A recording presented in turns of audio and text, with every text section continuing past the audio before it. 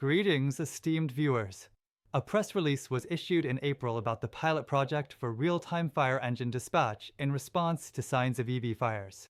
Mollet, in collaboration with the National Fire Agency, Korea Transportation Safety Authority, Hyundai/Kia, and BMW Korea, launched a pilot project, EV Fire Report upon detection of EV battery abnormalities. The project seeks to minimize the fire damage by monitoring battery status under all conditions and report fire signs to the customer service center, fire station, and vehicle owner.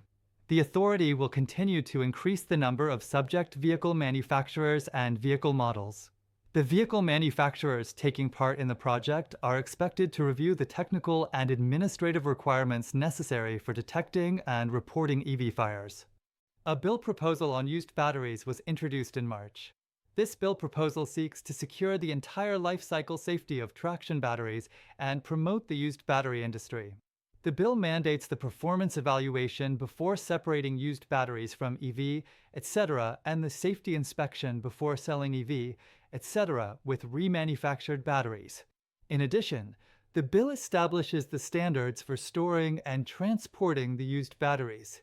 A guideline for 2025 EV subsidy management under the Personal Information Protection Act was announced on April 1st.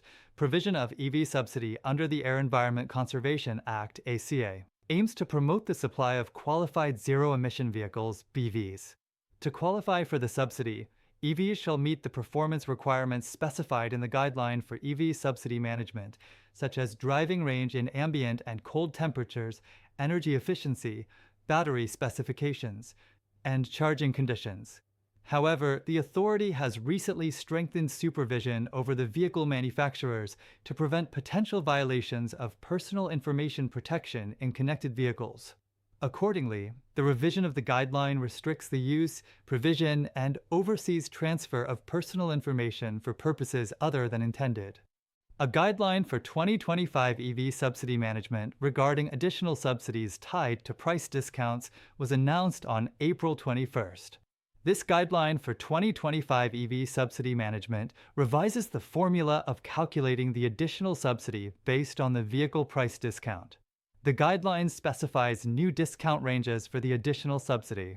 Different coefficients are applied to each subsidy formula based on the discount ranges. For the additional subsidy differentiated according to the vehicle price and the discount range, a new discount range of over 7 million kRW is specified in this guideline.